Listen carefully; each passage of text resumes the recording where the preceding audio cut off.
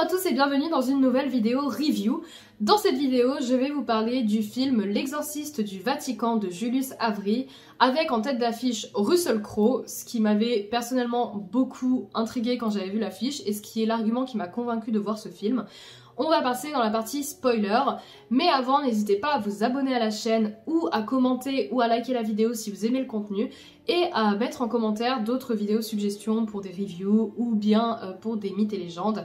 Et on passe à la partie spoiler.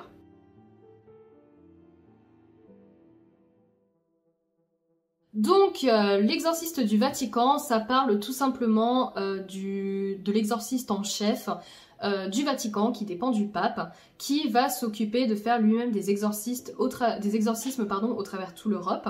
Donc on commence avec une scène d'ouverture où il fait un exorcisme, et évidemment, il y aura un exorcisme principal durant tout le film, avec une famille qui vit en Espagne, et Russell Crowe va s'y rendre et pratiquer l'exorcisme. C'est le résumé de manière non spoil que je vous ai fait là. Je vais vous en parler un petit peu plus en détail avec ce que je peux vous dire dans la partie sans spoil. Tout d'abord, je vais faire une petite mise au point entre guillemets sur les films d'horreur. J'avais pas fait de vidéo sur Evil Dead encore parce que j'avais pas encore lancé le concept de review. Mais il y avait une vidéo, un film Evil Dead Rise qui était sorti. Et j'avais fait un petit TikTok où j'avais brièvement parlé de ce qui me dérangeait dans les films d'horreur actuellement.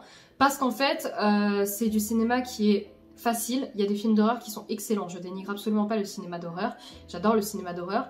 Sauf qu'il y a des studios de production qui aiment bien utiliser le cinéma d'horreur pour faire des films faciles en prenant un peu le spectateur pour des cons pour faire de l'argent. Parce qu'un film d'horreur, ça peut être petit budget, ça fera quand même des entrées.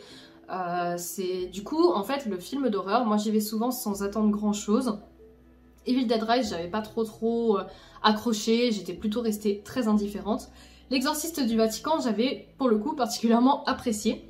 Je vais vous en dire un petit peu plus après. Mais c'est lié au fait que quand je vais voir un film d'horreur, en fait, j'en attends que dalle. Je vais le voir en me disant, ça peut être, il y a quand même des très fortes probabilités que ça soit nul à chier, mais ça peut être super bien, et dans le cas de ce film, c'était plutôt dans la partie c'était vachement bien que c'était nul à chier.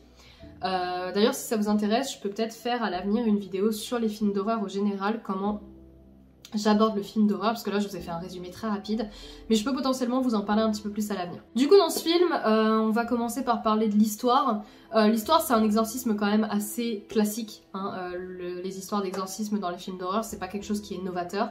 On a forcément un enfant, une femme ou un truc comme ça qui est possédé par un démon, qui va dire des grossièretés, qui va jurer, qui va forcément résister au premier truc parce qu'on pense que c'est une blague. Enfin bref, il y a un côté où oui, ça répond, ça coche le bingo des films d'horreur. D'ailleurs, je suis quasi sûre que je peux vous trouver un bingo des films d'horreur d'exorcisme où on peut cocher des cases en regardant. Je pense que ça les coche en grande partie. Mais pour autant, c'était quand même fait avec des ambitions assez intéressantes. Moi j'ai trouvé ça vachement bien. En fait c'était un film qui assumait quand même vachement son côté horrifique, un peu cheapos on va dire, et qui assumait un peu les clichés du cinéma d'exorcisme. Donc là-dessus c'était intéressant.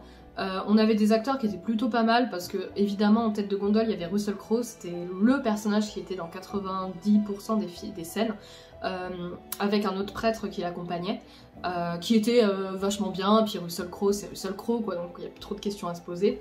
Après dans ce film il parle beaucoup italien, ou il parle anglais avec un accent italien.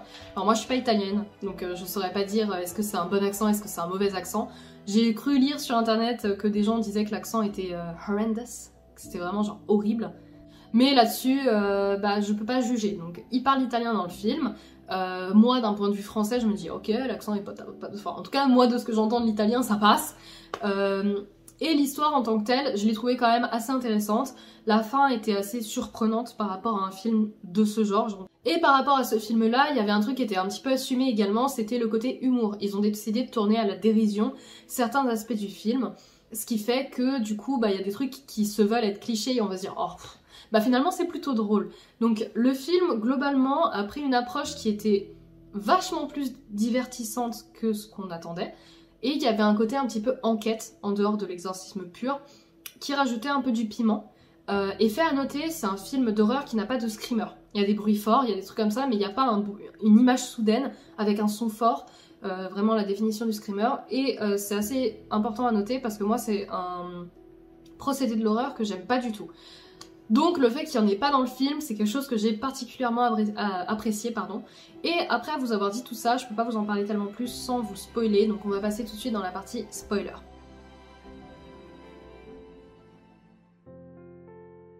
Du coup dans la partie spoiler, je vais vous en parler un petit peu plus. L'exorcisme du coup il arrive sur un enfant qui vient d'une famille américaine qui a déménagé en Espagne dans un vieux château qui appartenait à l'inquisition espagnole dans lequel il y a des trucs horribles qui se sont passés. Le gamin se fait posséder par Asmodée, qui est, je crois, dans l'histoire des démons et des trucs comme ça, un démon quand même majeur. Et il se fait du coup exorciser par le prêtre, par diverses choses. Et en fait, pour le reste, je vais vous en parler un peu plus dans l'ordre, dans le fil de l'eau. Déjà, moi je trouve que si on prend de manière chronologique le film, je suis désolée, je suis un peu prise de la gorge, c'est pour ça que je tousse un peu. Si on prend de manière chronologique, le film commence par une scène d'intro où Russell Crowe va dans un village italien et va exorciser un gamin. Et cette scène d'intro, en fait, j'ai trouvé vachement bien parce que déjà, ça montre la prestance du mec, ça montre ses capacités, ça montre ses pouvoirs. Et en fait, il va piéger le démon de manière un peu conne où il amène un porc en fait. Et il dit au démon... non, t'es pas capable de posséder ce porc, t'es pas assez fort, pourquoi tu fais pas des possessions multiples, etc. Et de manière évidemment complètement piégeuse, le démon va aller posséder le corps du porc et ils vont l'abattre immédiatement, dépossédant le gamin qui était possédé. Et ça c'était une très bonne scène d'intro, moi j'ai été directement mise dans le film. Et ça c'est quelque chose que j'ai beaucoup apprécié parce qu'une scène d'intro ça peut représenter beaucoup dans un film. Et cette scène d'intro suivie de quelques autres scènes au Vatican juste après, montre le fait que lui-même, le prêtre que joue Russell Crowe, lui-même a conscience que beaucoup de possessions sont liées à des facteurs psychologiques et qu'il faut les envoyer voir des psychologues et être suivis dans des hôpitaux psychiatriques, etc. Ça c'est quelque chose au niveau des possessions, des traces de possession et d'exorcisme qu'on peut trouver au 19e, 20e siècle. On a beaucoup de cas, notamment, je crois que c'est Emily Rose, un truc comme ça, où il y a des cas en fait de possession où en fait c'est juste des pathologies psychologiques et au lieu de les faire passer par des exorcismes, des trucs hyper prenants où parfois à la fin ils en meurent, bah s'ils avaient été suivis dans un truc psychologique, en fait ils s'en seraient sortis. Ça j'ai trouvé cool que le film le mentionne, c'est un ajout que j'avais pas souvent vu et j'ai trouvé ça particulièrement appréciable. Ensuite il y a du coup le passé des personnages parce qu'en fait dans l'histoire et comme beaucoup d'exorcismes, le prêtre pour ne pas se faire trop manipuler par le démon, il doit y aller en ayant confessé tous ses péchés et ayant fait paix avec tous ses péchés. Et le fait est que ni Russell Crowe ni le prêtre Thomas qui l'accompagne ne l'ont fait, n'ont été vraiment honnêtes. C'est-à-dire que Russell Crowe, il a toute une histoire où justement il avait eu un cas de possession réel chez une femme, où elle se faisait abuser, etc. Et en fait, il l'avait pas cru, et juste il avait dit bah va te faire soigner par des pros, etc. Et la jeune fille s'était suicidée. Et en fait, il s'était rendu compte qu'il y avait eu plein de trucs derrière, que ça avait été caché par le Vatican, des trucs, etc. Ça, il s'est jamais pardonné. Et il y a tout un build-up avec le démon actuel qui connaît toute cette histoire et qui joue avec cette femme qui s'est suicidée, où il montre son apparence à plusieurs moments. Et par rapport à Thomas, l'histoire qu'il y a eu, c'est qu'en fait il est tombé amoureux d'une fille de sa paroisse, qu'il a eu des rapports avec elle, qu'elle lui a demandé de quitter son église, et qu'en fait il a refusé, et que du coup, pour moi elle est pas morte, il n'y a juste rien eu, mais bref, il s'en veut beaucoup d'avoir renié son vœu de chasteté auprès de l'église, et ça c'est pareil, c'est amené, il le confesse, etc. Donc il y a un développement que je trouve quand même... personnellement quand même intéressant au niveau des deux personnages, c'est pas juste des prêtres qui arrivent et il y a le personnage principal qui lui est pas bien. C'était deux personnages qui ont une évolution intéressante, qui font progressivement paix avec tout ça, et ça fait que la créature forcément elle en joue de ces deux entités, de ces deux femmes, notamment vers la fin où on voit les deux prêtres lutter contre cette entité. Et pour Russell Crowe, il utilise cette femme qui s'est suicidée, et pour du coup le prêtre Thomas, il utilise cette femme qu'il a aimée, couverte de sang, qui est quand même très belle et qui essaie de le remanipuler. Enfin, c'était des ajouts que j'ai trouvé quand même intéressants et plutôt bien faits. Par rapport aux effets visuels, c'était plutôt pas mal, moi j'ai plutôt bien apprécié. C'était pas nickel, mais bon, c'était pas au budget, mais c'était pas non plus cracra non plus. On n'était pas là à se dire « oh c'est moche », et en fait quand c'était un peu moins beau, bah en fait c'était assumé.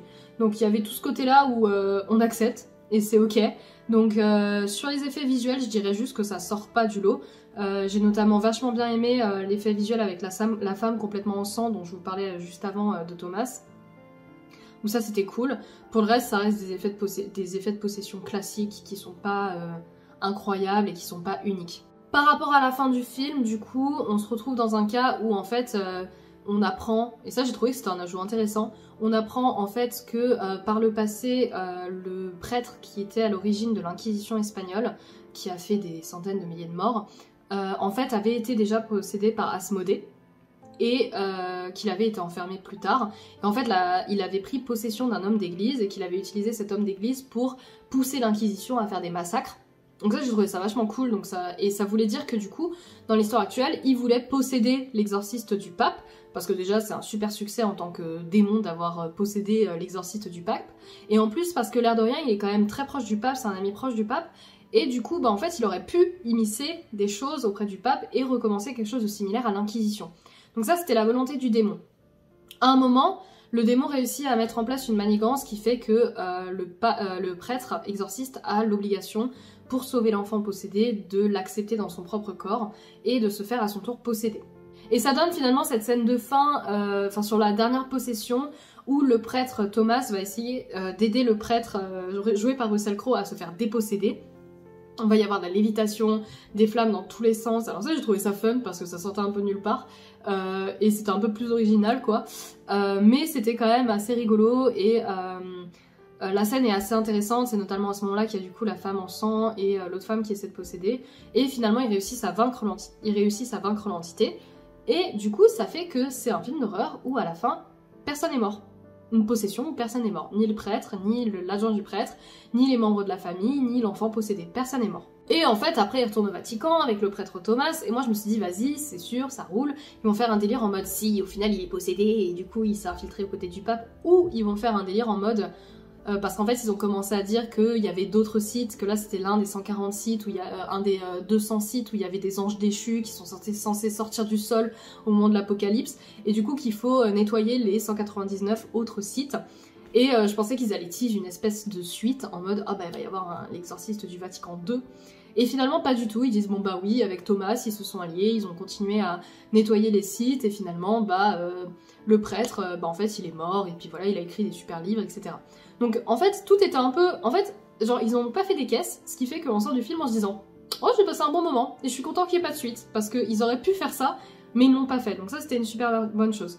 Donc franchement, en tant que film d'horreur, c'est sympa, ça se laisse regarder, n'hésitez pas à le regarder. Je dirais pas que ce serait le meilleur film d'horreur, mais c'est vraiment un film d'horreur qui se regarde en toute simplicité et qui est vraiment pas enquiquinant, donc n'hésitez pas à le faire, je vous le conseille. Et merci d'avoir regardé cette vidéo, je vous souhaite à tous un très bon week-end et je vous souhaite à la prochaine vidéo. Ciao ciao!